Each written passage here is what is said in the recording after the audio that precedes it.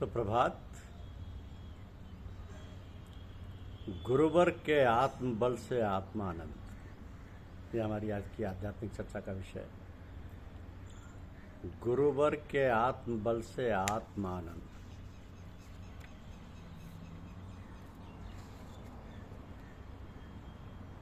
महापुरुषों, संत समाजों, संतों, समाज सुधारकों, वैज्ञानिकों के अपने जीवन पथ में सदैव छोटे बड़े अवरोधों, विरोधों, निंदा और आलोचनाओं का सामना करना पड़ा,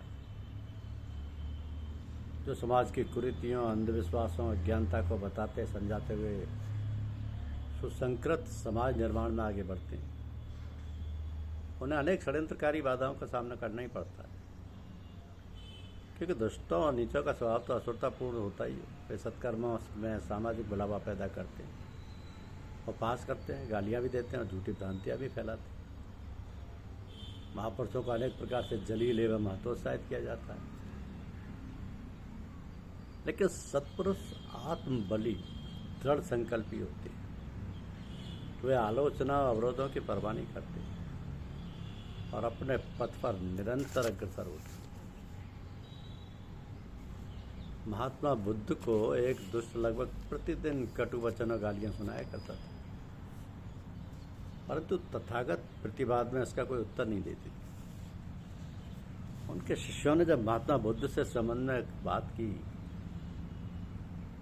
तो उन्होंने उत्तर दिया कि यदि किसी व्यक्ति की भेंट कोई स्वीकार नहीं करता है तो वह भेंट पुनः उसी व्यक्ति को वापस मिल जाती है।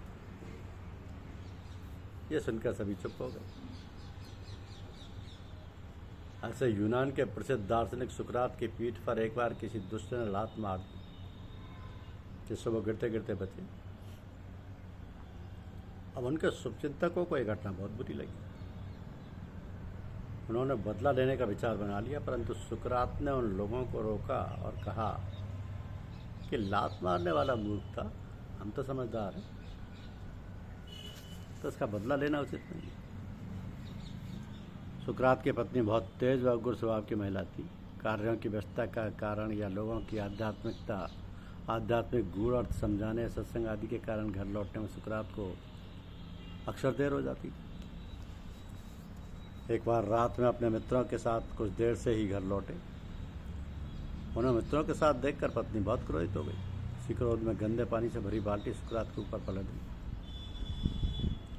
पत्नी के ऐसे निकृष्ट व्यवहार से सुकरात विचलित नहीं हुए। उन्होंने मुस्कुराते हुए कहा कि अब तक तो बादल गरजते ही थे, आज बरस भी रहे हैं।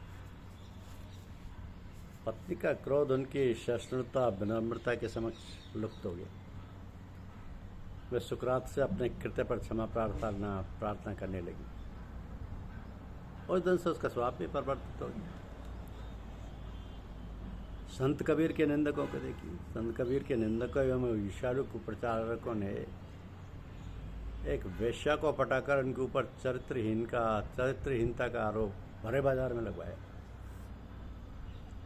उसी वेश्या ने अपने प्रेमी सुमंत द्वारा संत कबीर का छप्पर जलवा दिया।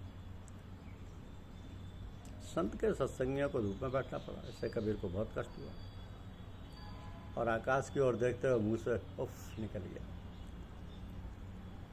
इतने में ही वेश्या का पक्का आलीशान मकान धू कर जलकर खाक हो गया। लोगों ने वेश्या को बताया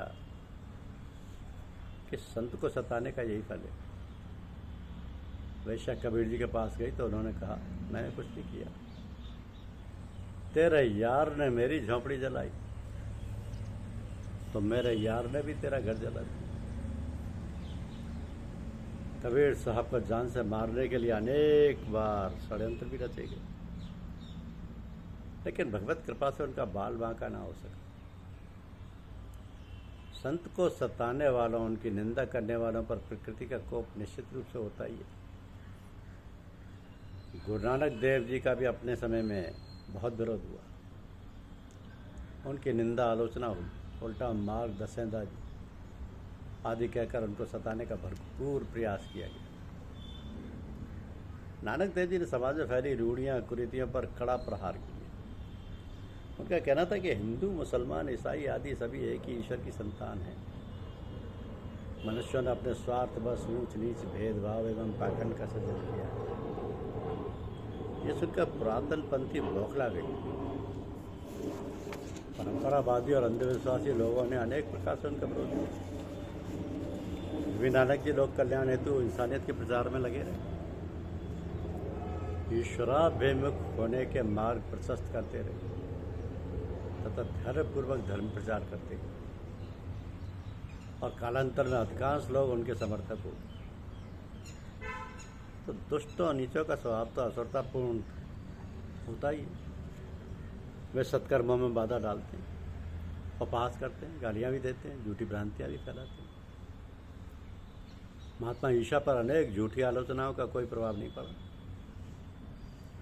संकीर्ण, स्वार्थी एवं दुष्ट लोगों ने षड्यंत्र रचकर उनके विरोध में सामान्य जनों को भड़काया, उनके ऊपर थूका, पत्थर मारे, अंत में सूली पर चढ़ा दिया। लेकिन सूली पर चढ़कर भी यीशु ने परमेश्वर से यही प्रार्थना की कि वे उन अज्ञानियों के अपराधों को क्षमा कर दें, क्योंकि उन्हें इतना तक नहीं मालूम कि वे क्या कर रहे हैं। सत्पुरुषों की सहिष्णुता का दुष्टों के हृदय पर भी व्यापक प्रभाव पड़ता है। अंत में उनको भी निश्चित रूप से समझ आती है, और देर से ही सही। प्रसिद्ध संत नरसिंह मेहता की भी कुप्रचारकों ने खूब निंदा आलोचना की।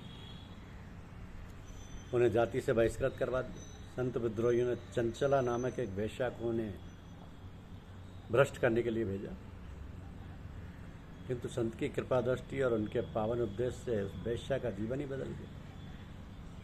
वो वेश्यावृत्ति छोड़कर सत्कार्यों एवं भगवान के भजन में लग गई। शिरडी के साईं बाबा को द्वारकानाथ व उनके चापलूस षड्यंत्रकारियों, सहयोगियों और कुलकर्णी वैद्य व उनके समर्थकों ने अनेक प्रकार से अनेकों वर्ष तक सताया। षड्यंत्र रचकर साईं को ढोंगी, कपटी सिद्ध करने का प्रयास किया, यहाँ तक कि उन्हें जान से मरवा देने के भी प्रयत्न किए। लेकिन साईं बाबा अपनी दिव्यता, परमार्थ भाव, लोक कल्याण के कारण सब विरोधियों को झेलते हुए परम पूज्य बन गए।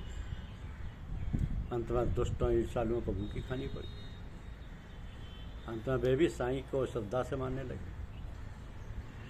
इसी प्रकार महाराष्ट्र के प्रसिद्ध संत तुकाराम की भक्ति से गांव के सवर्ण बहुत ईर्ष्या करते व उन्हें सताते थे।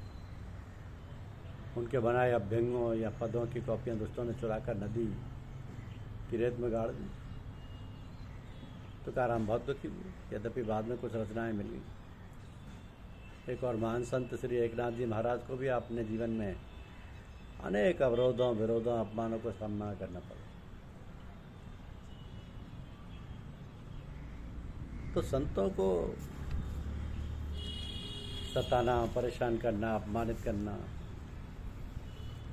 ये तो प्रारंभ से ही चला आ रहा है। प्रारंभ से ही चला आ रहा है। लेकिन संतों के अपने तरीके होते हैं। परम संत रामचंद्र जी महाराज फतेहगढ़ वालों को भी अपने परिवारीजनों, मित्र एवं समाज के लोगों के ताने, व्यंग्यबाण, अपशब्द सुनने पड़े।